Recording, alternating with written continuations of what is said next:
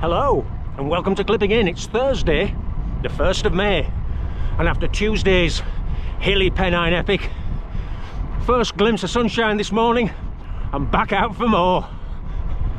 Mayday! Mayday! Mayday!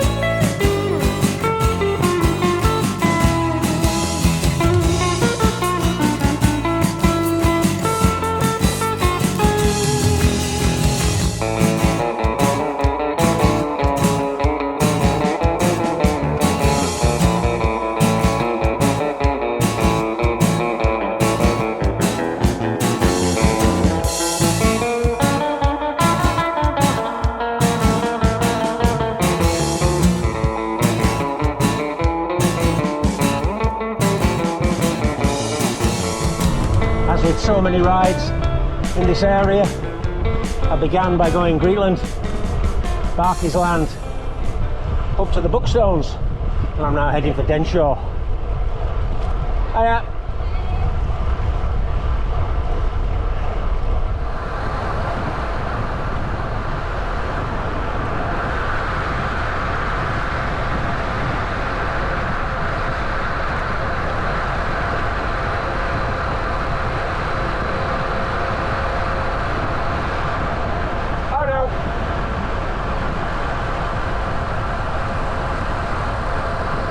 I think this ride is going to be around 56 miles and maybe 5,500 feet of climbing.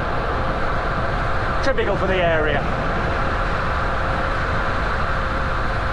My legs are still a little bit tired from Tuesday, but this should go, especially in the sunshine and especially with some nice wide gears.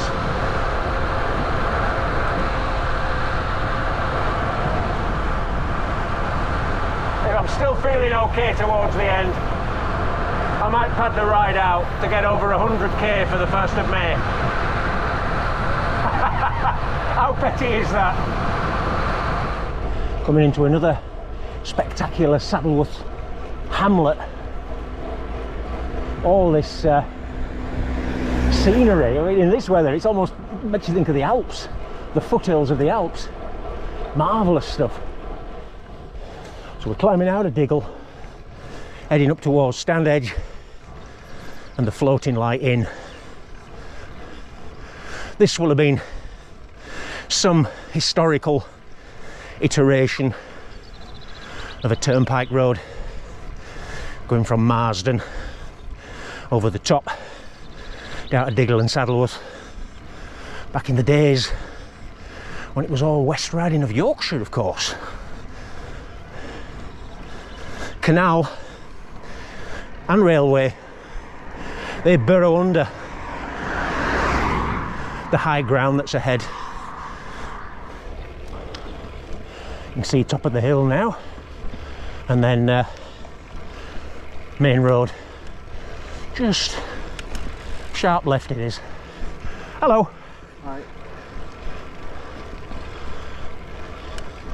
Just where those two are standing. And a car. There we go.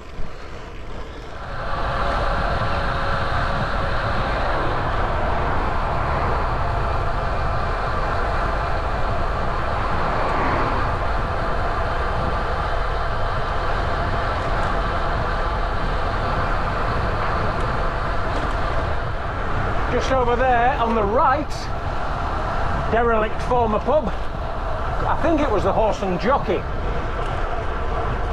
But I can't ever remember that being an active pub. Not in my time as a cyclist. If anyone knows from Saddleworth when last orders was finally called, let me know.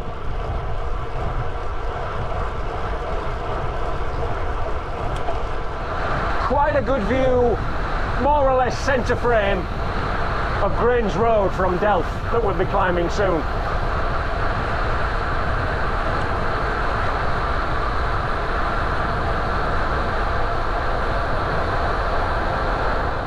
Bookstones Road.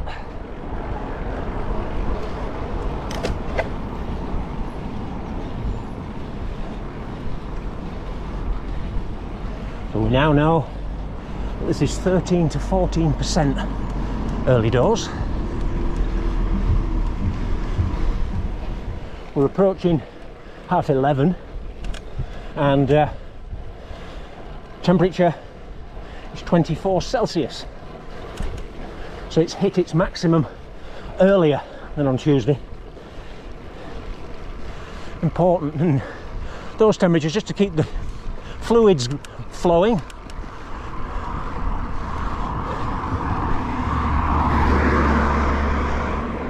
As I said the other day, I estimate on around 300 ml per hour with electrolytes, but we're on the border here at 24, where if I could, I'd push that up to 400 or 500 per hour. Certainly, if supply was no problem, like when I've ridden 12-hour time trials and you've got a supporter, a lay-by hopping car, you can drink at any rate that you can stomach. So I remember one year, second half of a 12-hour time trial, 28C, and you've already been racing for 6 or 7 hours. I was putting away 600 ml per hour, maybe more. And then there's all the chilled water from my dad's cool boxes that I was pouring on my head and on my feet. But on these kind of rides you don't have that luxury. I've noticed now there are little test centres dotted around the country where you can pay, go on a stationary bike, start working, and every so often they'll test your sweat. And they'll analyse it for mineral content and so on, decide if you're a very salty sweater or if you're a moderate sweater, and then recommend suitable electrolyte replacement drinks. I'm guessing this is the second steepening on Greenland Road. It gets an arrow on the map, but Strava says it's no more than 9%. Another old pub there, since seen better days. I'm pretty sure that was called the Black Bull about 25 years ago. And then it had a spell as a restaurant, maybe an Indian one called Vamasaki. But now, oh dear. Right, so I'm dropping down now from Greenland Bark back to Denshaw. Around this corner, kicks up. I think it's going to be a bit of a headwind as well today. Been a stronger wind today than Tuesday, but a warm one, the hairdryer effect.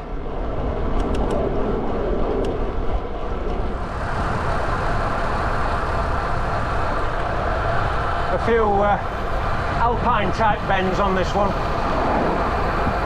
and the bad road surface in places makes it a little bit more interesting. Although at winter this road tends to flood and then freeze.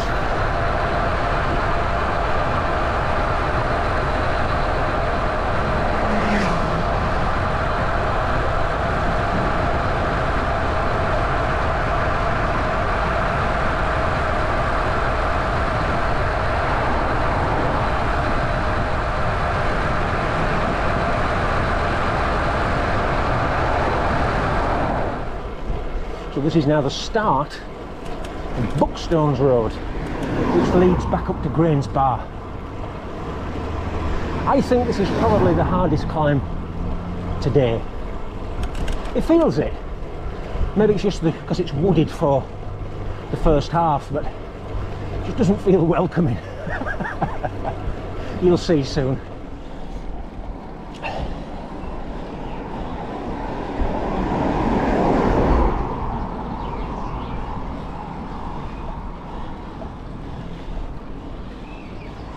I mean, this feels quite sustained. I'll have to look on Strava. I would imagine it's solid 12%. Or I'm just unfit. You can see it just keeps going. Around this bend, it does ease a little, but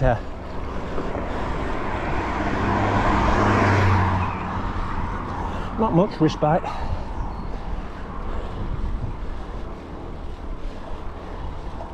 You can imagine it's a sort of hill, if you really attack it from the bottom, you can be in trouble by now.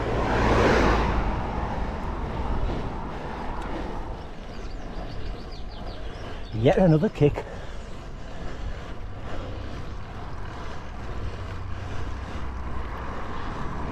Once it breaks cover, and you can see that white pub up there, which is called the Black Lad, you've cracked it. Aye aye. Bookstones climb. I looked at Google weather, maybe I shouldn't, and it says 25C now for this Saddleworth area. I've got 40 miles on the clock, so I will probably find something to add on. Maybe I'll do another one of these.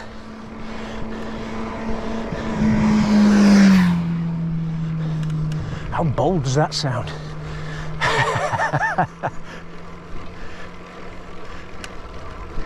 Amazing conditions though. I mean, this, in terms of these temperatures, this clarity, might have to wait another month now until this repeats itself. Wowee. I'm on my second climb. Bookstones for the day. From this direction, third one in total. Keeping it nice and steady. Gearing as appropriate. I think one of the things I've seen over, say, 30 years is a change in the attitude towards gearing and using low gears. Go back 30 years, people would wear as a badge of honour that had got up a certain hill in the biggest gear possible. Oh, you climbed so and so, what did you? Oh yeah, 3921, wasn't too bad. That translates to they were out of the saddle, nearly snapping the handlebars, but they got up it on a 21. It would have been probably quicker to sit down on a 25, but it doesn't carry that prestige. Oh, I only needed a 21. And now with modern gearing, that's gone, because I mean, this bike, I've got 1134 12 speed and 5034 rings. And you know, go back 30 years, people say, what do you need gears like that for? You're going to the Alps. They just couldn't understand why you'd need those gears. Whereas now, I think someone said in comments that there are compact chain sets that are even lower than 5034 now. Did they say 4830? Aye aye. 4630? I know they sounded low. And 1036, 1136 on the back is increasingly common. But I think it's important, whoever you are as a rider, to not every time you climb a hill has to be a full-on committed effort, like our 3921 friend. Sometimes just sitting back and pedalling away, lower heart rate, lower speed, might suit that day. And I mean, I've heard that in mountainous areas, professionals are doing their easy days and recovery days on e-bikes. So there you go. Using lower gears, next best thing, isn't it? big eye-opener for me in gearing came in 1997. At the time, when I came back to West Yorkshire, I was climbing home moss, etc. on 3921, 3923 if it was windy. And I was running 8-speed. I got a cassette with a 26 on the back, so the bottom gear of 3926. And I thought, oh, that'll be fine for the mountains, no problem. And I booked a trip to the Massif Central, which is in the centre of France. It's Clermont-Ferrand, it's Saint-Étienne, that kind of area. And in professional races, they often refer to those as middle mountains, transitional stages between the Pyrenees and the Alps. But whereas around here, things like Wessenden, Sky Climb, 5 kilometres, Home Moss about the same. It's over there 10k, 11k, 12k. They're all over the place. And again, such as Home Moss, 500 and something metres. Well, over there the roads top out regularly at 1,000 and 1,100 metres. Areas, something like the Puy de Dôme is higher, but that's a private road. You can't really go up there, or certainly you couldn't in the 90s. But you know, it's routine on a decent summer ride in the Massif Central to rack up 8,000 feet of climbing very, very easily.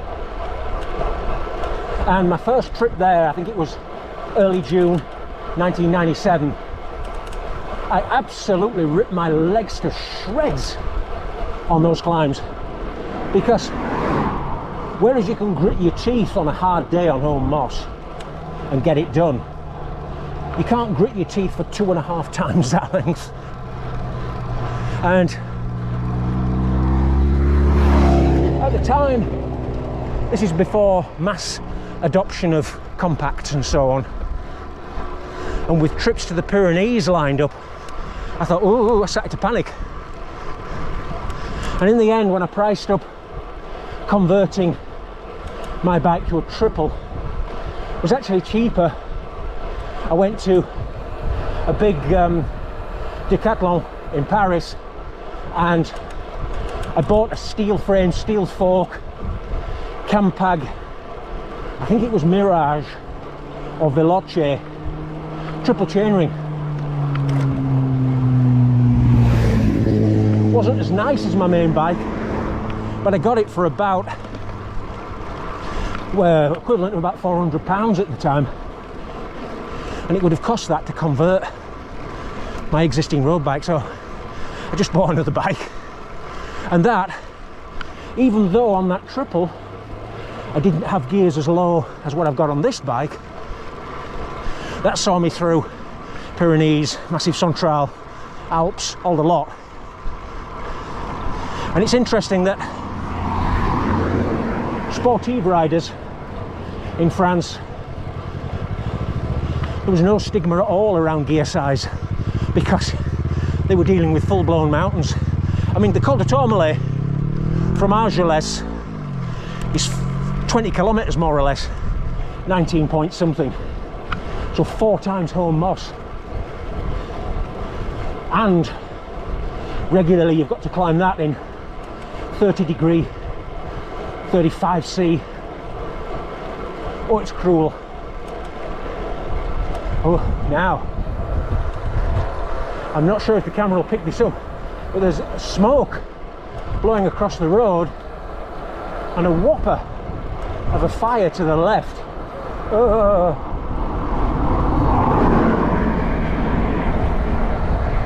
I'll just see if I can tilt the camera when these cars get past. Can we see it over there? That's an awful sight, and there's an awful lot of smoke there. I do hope that's not another moorland fire. That could be somewhere near Windy Hill. Oh dear. Well, what a corker of a ride that's been. It's going to be somewhere around 64.5 miles. Don't know how much climbing, but lots. Not much dancing around the maypole, but plenty of dancing on the pedals. So happy May Day from this edition of Clipping In. Happy birthday too.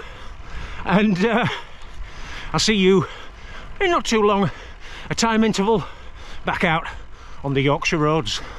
Bye bye.